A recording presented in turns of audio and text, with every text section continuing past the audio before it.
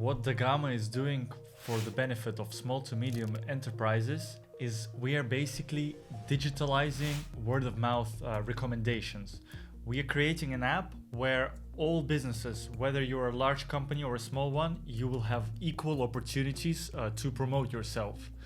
And you can only do that through the quality of the services that you're providing. Because as a result, people are going to start talking about you. As all our content is user generated, there is no advertising from a business side whatsoever. Yes, we're going to offer certain business panels to various businesses that can enhance their uniqueness, but that will have nothing to do with their rating. Rating is only generated by users. All the installation of the application for the business is completely free of charge, and then it is basically up to the community to decide whether your business is worth being recommended or not.